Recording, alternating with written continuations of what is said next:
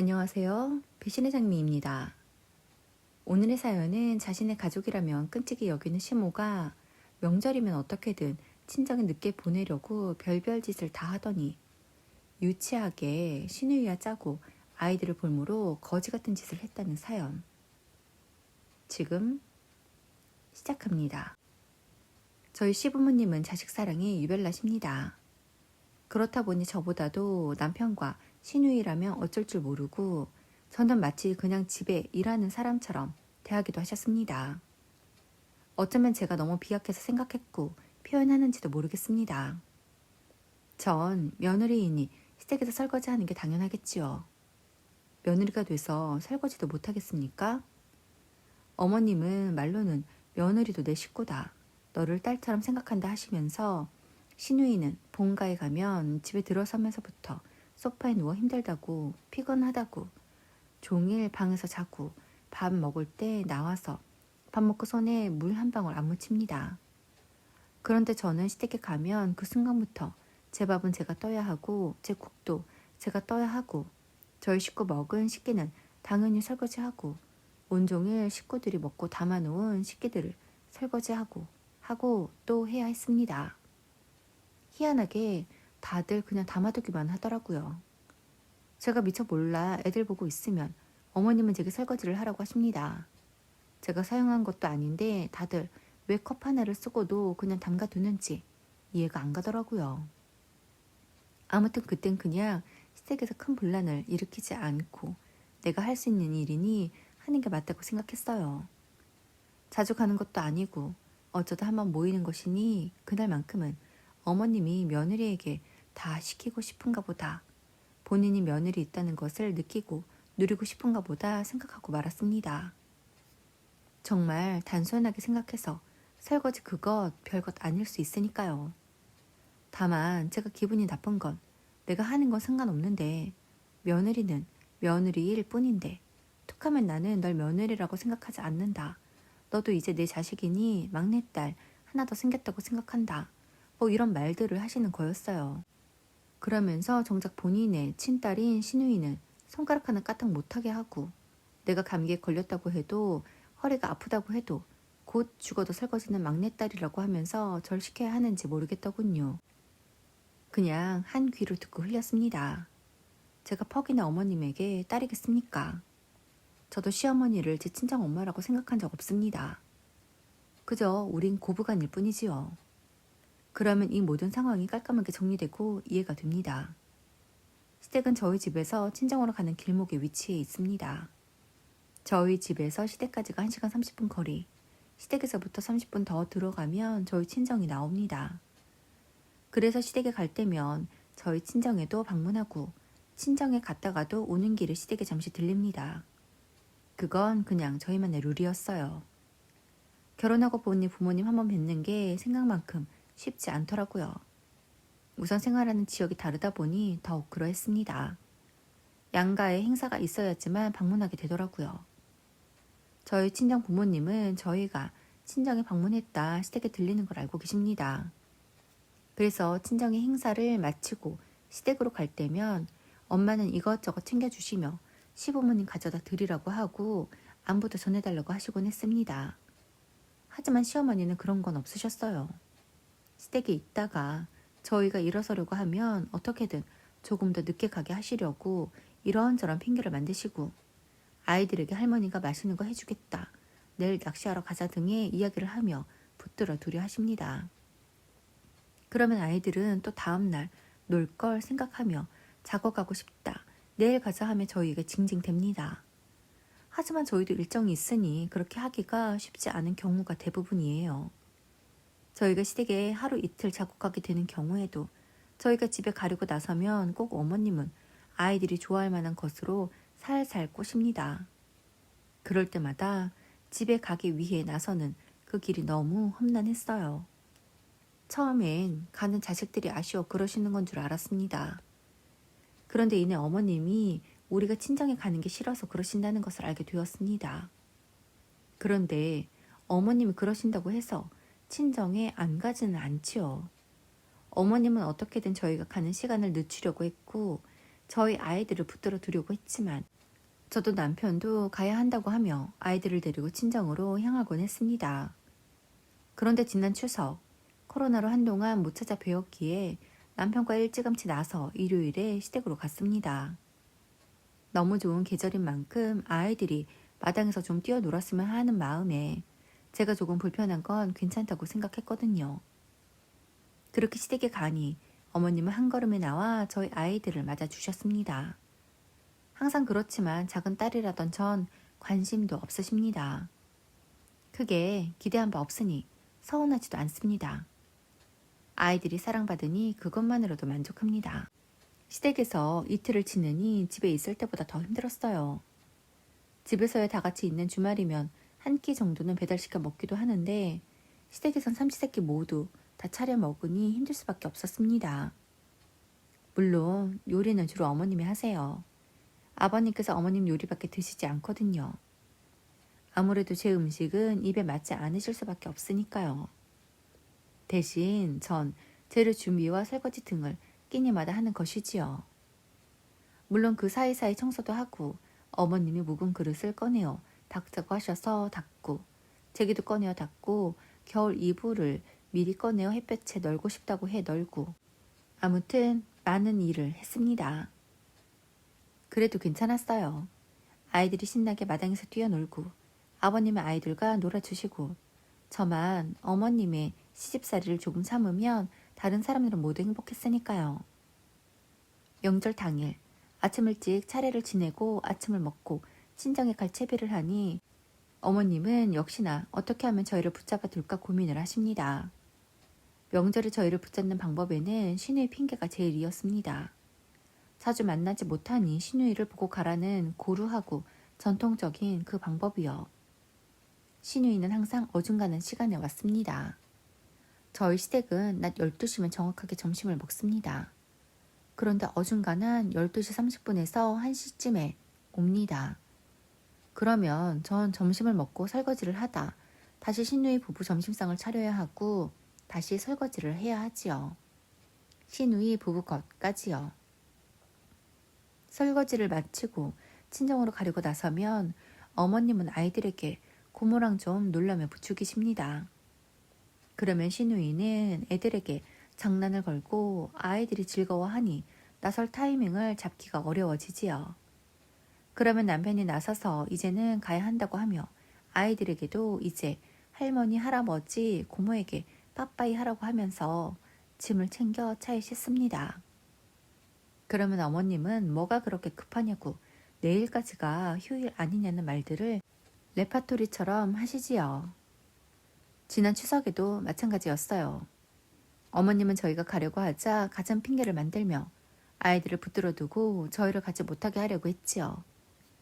그래도 가야 했기에 나서니 어머님이 시누이에게 눈짓을 합니다. 제가 그 순간을 포착하고는 또 무슨 꿍꿍이인가 했어요. 시누이는 재빨리 가지고 온 짐가방을 뒤적거리더니 저희 아이들에게 얘들아 이게 뭐게? 라고 하며 무엇인가를 보여줍니다. 또 뭔가 싶어 돌아보니 아이들이 갖고 싶어 했던 최신형 장난감이더군요. 당연히 아이들은 그걸 보자마자 너무나 좋아하였고 시누이는 외갓집 안 가고 고모랑 여기서 놀면 이거 주지 라고 합니다. 그 말에 아이들은 한 번만 더 작곡하면 안 되냐며 고모랑 놀고 싶다고 합니다. 좀 큰 아이들이면 이해시키며 말이라도 통할 텐데 4살, 5살 아이들이라 그저 직관대로 아, 갖고 싶다. 고모랑 놀아야지. 이렇게 생각을 한 것이었죠. 지금은 외갓집에 가야 한다고 외할머니랑 외할아버지가 기다리신다고 했지만 내일 만나면 되지 않냐고 합니다. 그렇죠. 아이들의 시각에서 내일 가도 되지요. 하지만 명절이잖아요. 그래서 그날 가야 하는 건데 아이들은 아직 어려 이해를 하지 못했습니다. 그래서 고민 끝에 그러면 오늘은 외할머니네 갔다가 내일 집에 돌아가는 길에 다시 들리자고 했어요. 그러자 큰아이가 제 고모에게 내일 와도 장난감 줄 거냐고 물으니 시누이가 아니 오늘 여기서 하룻밤 자면서 고모랑 놀아야 주지 라고 합니다. 그 말에 아이들은 다시 하룻밤 더 자면서 고모랑 놀고 싶다고 떼를 씁니다. 난감했어요. 어느덧 시간은 오후 3시를 향해 가고 있었고 친정 식구들이 기다리고 있어 더는 안 되겠어서 남편과 아이들을 한 명씩 안고 나가기로 했습니다. 그러자 아이들은 아이들대로 더 울고 신우이는 고모는 너에게 주고 싶었는데 엄마가 안 된다고 해서 이거 그냥 장난감 가게에 갖다 줘야겠네 라며 아이들에게 약올리듯 말을 합니다. 아이들은 울고불고 보다 못한 남편이 야, 그만 좀 해. 고모가 돼서 애들한테 그러고 싶냐? 내가 뭘 애들이랑 놀고 싶은데 오빠가 바로 간다고 일어선 거잖아.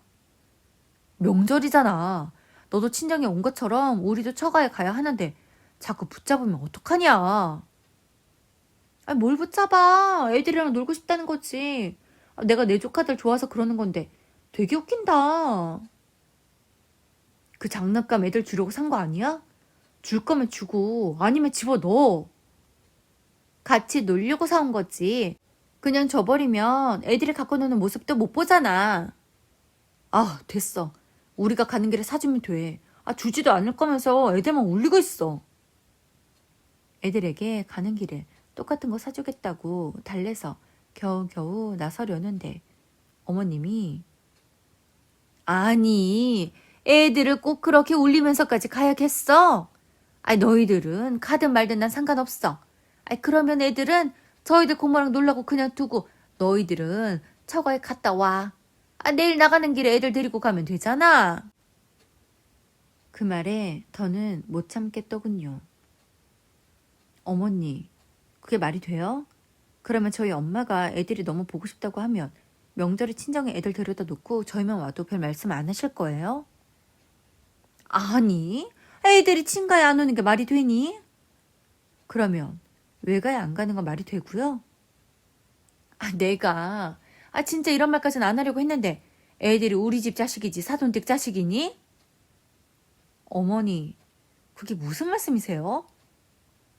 내 말이 맞잖아. 얘들 김씨잖아, 김씨.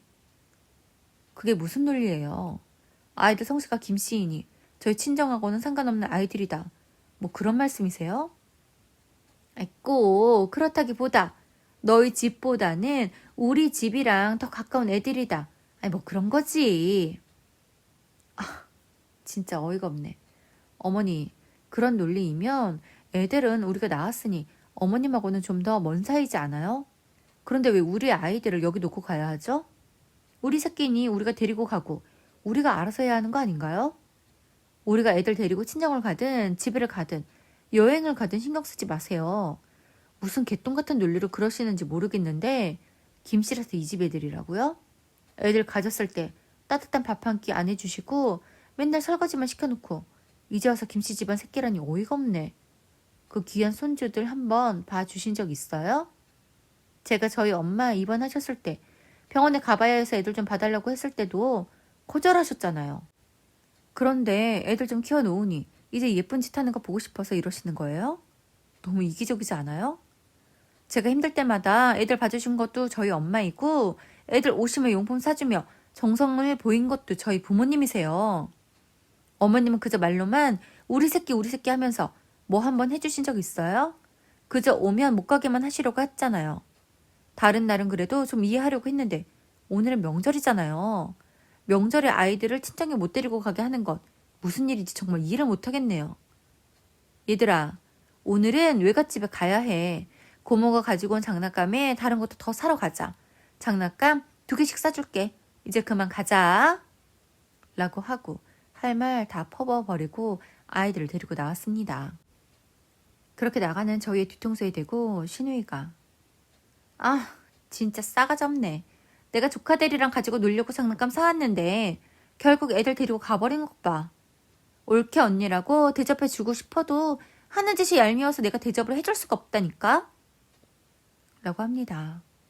그래서 야, 네가 제일 나빠. 알아?